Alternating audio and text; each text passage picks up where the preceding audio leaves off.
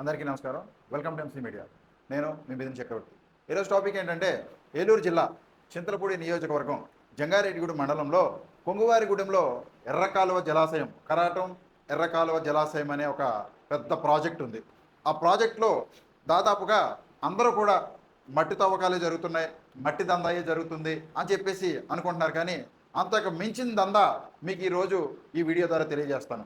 మరి ఏమా దందా అని అంటే, నేను తెలుసుకున్న దాన్ని బట్టి ఆ యొక్క ప్రాజెక్ట్లో ఆ ప్రాజెక్ట్కి ఒక సొసైటీ ఉంటుందంట. ఆ సొసైటీ రిజిస్ట్రేషన్ బట్టి వాళ్ళే అందులో ఆ యొక్క చేపలు వేసుకోవడం, ఆ చేపల్ని పట్టుకోవడం, వాటిని అమ్ముకోవడం, వాటి మీదే జీవనోపాయం నడుపుకుంటూ ఉండాలి అన్నట్టు. మరి దానికి గాను గవర్నమెంట్ నుంచి ఆ యొక్క ప్రాజెక్ట్కి చుట్టుపక్కల ఉన్న ఏరియాలన్నింటినీ కూడా అక్కడ ఒక 7 సొసైటీలని నియమించడం జరిగిందనేది చెప్తా ఉన్నారు. వేగవరం, చక్రదేవరపల్లి, జంగారెడ్డిగూడెం, పోలవరం ఈ 4 కలిపి జంగారెడ్డిగూడెం ఎఫ్డిఓ అంటే ఎఫ్డిఓ పరిధి కిందకు వస్తుంది. ఈ 4 కూడా 4 సొసైటీలు. ఇంకోటి సింగరాయపాలెం, బొర్రంపాలెం, మధ్యాహ్నవారిగూడెం ఈ 3 కలిపి భీమడోలు ఎఫ్డిఓకి వస్తాయని చెప్పేసి చెప్తా ఉన్నారు. అయితే ఇక్కడ మొత్తం ఆ ప్రాజెక్ట్ చుట్టూరు ఉన్న గ్రామాలను పరిధిలోకి తీసుకొని 7 సొసైటీలుగా నిర్మించడం జరిగింది. ఆ 7 సొసైటీలకి గాను అక్కడ ఒక్కొక్క సొసైటీకి అంటే 7 సొసైటీలకు గాను దాదాపుగా 1800 నుంచి 2000 వరకు 1800 నుంచి 2000 వరకు దాని మీద బ్రతుకుతున్నారని చెప్పేసి ఆ సొసైటీ రిజిస్ట్రేషన్ జనాభా అని చెప్పేసి చెప్తా ఉన్నారు. మరి ఈ జనాభా కేవలం ఆ ప్రాజెక్టులో ప్రభుత్వం వేసిన చేప పరంగానే పట్టుకొని బ్రతకాలా, లేకపోతే వీళ్ళు సొంతంగా చేపను అందులో వేసుకొని వాళ్ళే పెంచుకొని బ్రతకాలా అనే విషయానికి వస్తే ఖచ్చితంగా ఆ యొక్క ప్రాజెక్టుకి ప్రభుత్వం తరపు నుంచే చేపని అందులో వేయాలని చెప్పేసి చెప్తా ఉన్నారు. మరి రాను రాను అందులో ప్రభుత్వం నుంచి చేప రాకుండా రాజకీయ నాయకులు మిగతా ఏకమయ్యి అక్కడ ఒక పెద్ద కుంభకోణం చేస్తూ ఉన్నారు. ఇదే కాకుండా ఈ యొక్క సొసైటీలకు గాను ఎవరైతే ఈ 2000 మంది దాదాపుగా ఉన్నారో వీళ్ళందరికీ కూడా ఫ్రీగా ఇన్సూరెన్స్ చేయాలనంట అక్కడ. మరి రీసెంట్గానే వీళ్ళకి ఈ ఇన్సూరెన్స్కి గాను ఒక్కొక్కరికి 100 రూపాయలు వసూలు చేశారంట. అంటే యావరేజ్గా 2000 మంది కనంటే 2 లక్షలు అక్కడ కనపడుతూనే ఉంది. మరి ఈ 2 లక్షలు ఊరికినే ఫ్రీగా చేయాల్సిన రిజిస్ట్రేషన్ని 100 రూపాయలు వసూలు చేసి రిజిస్ట్రేషన్ చేసిన ఈ 2 లక్షలు ఎవరి జోబులోకి వెళ్ళినాయి, ఎవరి ఖాతాలోకి వెళ్ళినట్టు. ఇవన్నీ కూడా ఆ యొక్క సొసైటీ గ్రామ పరిధిలోనే నాకు ఫోన్ చేసి అయ్యా ఇట్లా జరుగుతూ ఉంది అని చెప్పేసి ఎప్పటి నుంచో చెప్తా ఉన్నారు. మరి ఈ 2 లక్షలు ఎవరి ఖాతాలోకి వెళ్ళినట్టు, ఇదంతా కూడా అసలు ఒక తెలియని మాఫియాలా జరుగుతుంది, తెలియని మాఫీ. ఇంకా వివరాల్లోకి వెళ్తే ఇప్పుడు 7 సొసైటీలకు గాను అక్కడ రిజిస్ట్రేషన్ చేయబడి ఉందని చెప్తా ఉన్నారు. ఈ 7 సొసైటీలు ఆ యొక్క ప్రాజెక్టుకి రిజిస్ట్రేషన్ చేసుకొని అక్కడ చేపలు పట్టుకోవడం, వీళ్ళు ఆ చేపలను అమ్ముకోవడం, వాటి మీద బ్రతకడం జరుగుతూ ఉంది. సరే, ఇక్కడి వరకు బాగానే ఉంది. మరి వీళ్ళే చేప పట్టాలి అన్నప్పుడు మరి ఇందులోకి ఇంకొక కొత్త వ్యక్తి ఎందుకు ఇన్వాల్వ్ అవుతా ఉన్నాడు? మరి ఆ కొత్త వ్యక్తి ఎవరు? అసలు వీళ్ళే పెట్టుబడి పెట్టుకుంటున్నారా, వీళ్ళే ఈ ప్రాజెక్ట్ని రన్ చేస్తూ ఉన్నారా అని అంటే ఇక్కడ జరిగేది ఏంటి అని అంటే, ఇందులో కొంతమంది రాజకీయ నాయకులు ఇన్వాల్వ్ అయ్యి దీన్ని వ్యాపారం కింద, పెద్ద కుంభకోణ వ్యాపారం కింద మార్చేశారు. మొత్తం 7 టీంలు ఉంటాయి ఇక్కడ, 7 సొసైటీలు ఉన్న కాడ ఒక్కొక్క సొసైటీ పరిధికి వచ్చి దాదాపుగా 250 నుంచి 300 మంది ఉంటారు. మరి వాళ్ళు ఏ టీంకి ఆ టీం వెళ్ళి ఆ ప్రాజెక్ట్లో చేపలు పట్టుకుంటారు. ఈ చేపలు పట్టినప్పుడు ఎవరైతే టీము చేపలు పట్టుకున్నారో వాళ్ళ ఇష్టం వచ్చిన చోటకి అమ్ముకోవడమో, లేకపోతే వాళ్ళు తినడానికో ఏదో రకంగా ఉపయోగించుకుంటారు. ఈ ఎర్రకాలువ జలాశయం ప్రాజెక్టు ఇది దాదాపుగా 5200 ఎకర్స్ అని చెప్పేసి ఇరిగేషన్ డిపార్ట్మెంట్ ద్వారా మనకు సమాచారం ఉంది. అంటే ఇందులో 5200 రికార్డెడ్గా ఉన్నా సరే యావరేజ్గా ఒక 4000తో నీటితో నిండి ఉందని చెప్పేసి అనుకుందాం మనం. 4000 ఎకరాలు ప్రాజెక్ట్ అనంటే అది ఎంత పెద్ద చెరువు, అందులో ఎన్ని చేపలు బ్రతకొచ్చు, ఎన్ని చేపలు ఉండొచ్చు అనేది కూడా ఆలోచన చేయండి. మరి అయితే ఈ రకంగానే ఎప్పుడూ కూడా మరి ఇంతకుముందు ఎలా చేశారో నాకైతే తెలియదు, కానీ నేను దాని మీద ఆలోచన చేసినప్పుడు నాకు తెలిసిన విషయం ఏంటనంటే, ఈ యొక్క ప్రాజెక్ట్లో నేను ఇదే ప్రాజెక్టుకి సంబంధించి ఎఫ్డిఓ గారు, జంగారెడ్డిగూడ ఎఫ్డిఓ గారికి స్వయంగా కాల్ చేయడం జరిగింది.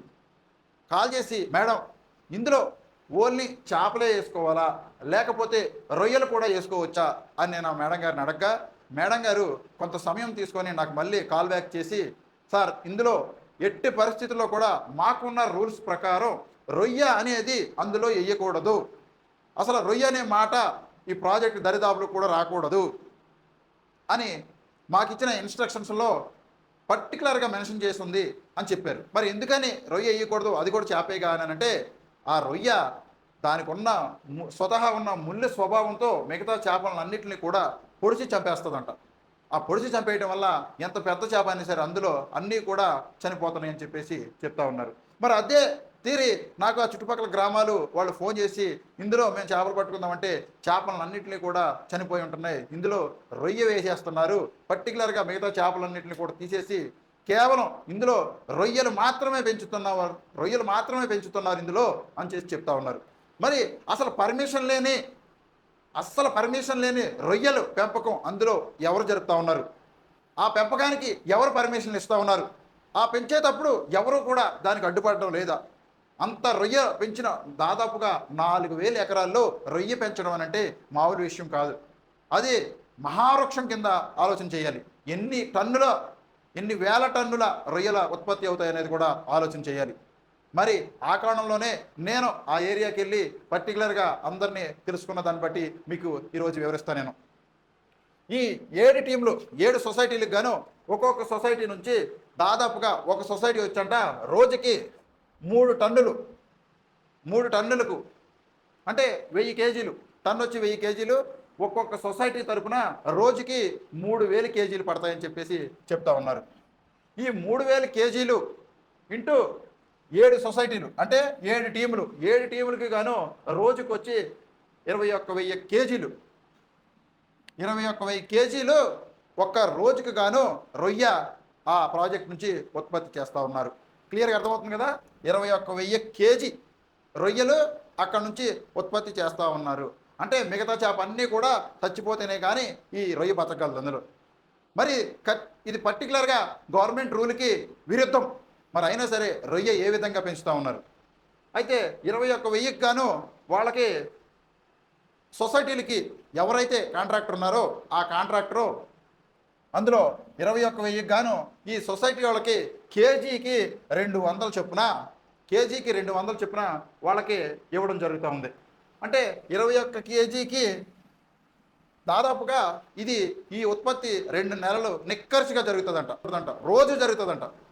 మరి ఈ రోజు క్రమంలో సరే 2 నెలలకు కలిపి 60 రోజులు అయితే యావరేజ్ మనం ఒక 50 రోజులు వేసుకుందాం. ఈ 50 రోజులు గాను 21,000 ఇంటూ 50 రోజులకి వేసుకుంటే దాదాపుగా 10,50,000 కేజీలు 50 రోజుల్లో ఉత్పత్తి అవుతుంది.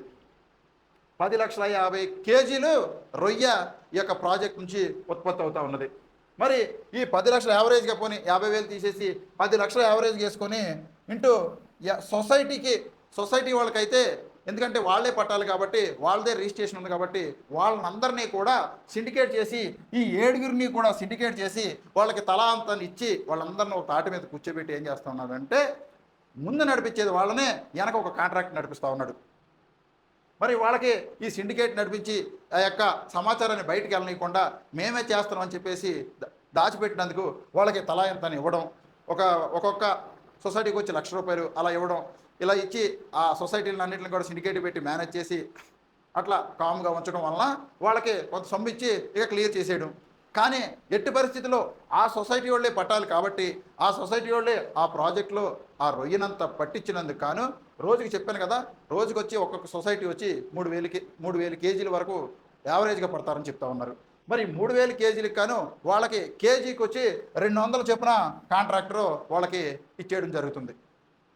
ముందైతే వాళ్ళ దగ్గర పట్టించి వాళ్ళకి కేజీకి వచ్చి ₹200 చొప్పున వాళ్ళకి ఇచ్చేస్తే వాళ్ళకి సొసైటీకి వచ్చి 7 సొసైటీలకి కూడా వచ్చి దాదాపుగా 2 నెలల్లో 2 కోట్ల వరకు వాళ్ళకి వెళ్తుందని చెప్పేసి మనకు అంచనా.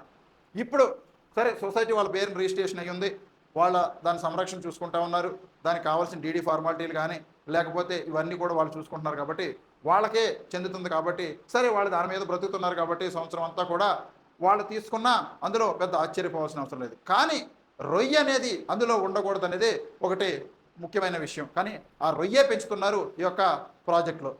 ఇది ఎలా ఉండగా ఈ సొసైటీలో అందరిని సిండికేట్ చేసి వీళ్ళకి కేజీకి 200 ఎంతో ఇచ్చేసి వాళ్ళని పక్కకు తప్పించేసి ఇక అక్కడ మొదలవుతుంది అసలైన దందా.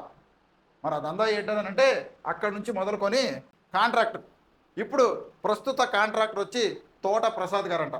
మరి ఆయన వెనకుండి రాజకీయ నాయకులతో వీళ్ళందరి సమ్మేళనంతో చక్కగా దందా స్టార్ట్ చేశాడు కోటల్లో. 2 నెలల్లో దాదాపుగా కోట్లు కురుస్తున్నాయి అని అంటే అసలు ఏ రకంగా ఎంత మాఫియా జరుగుతుంది అనేది కూడా ఎవరో కూడా గ్రహించలేకపోతూ ఉన్నారు. మరి ఆ రకంగా వాళ్ళ నుంచి ఉత్పత్తి చేసిన ఈ 10 లక్షల కేజీలు తీసుకొని యావరేజ్గా చెప్తా ఉన్నాను నేను, తక్కువలో తక్కువగా ఎక్స్పోర్ట్ వచ్చి 500కి తగ్గకుండా ఎక్స్పోర్ట్ చేస్తూ ఉన్నాడు ఆయన బయట వాళ్ళకు. అంటే రోజుకొచ్చి 3000 కేజీలు దాదాపుగా బయట అక్కడ ఎక్స్పోర్ట్ అవుతూ ఉంటే ఎవరి కళ్ళకి కనిపించట్లేదు, అధికారులకి ఏ ఒక్క అధికారికి కనిపించట్లేదు. అంటే ఏ రకంగా దందా జరుగుతుంది అనేది కూడా ఆలోచన చేయాలి.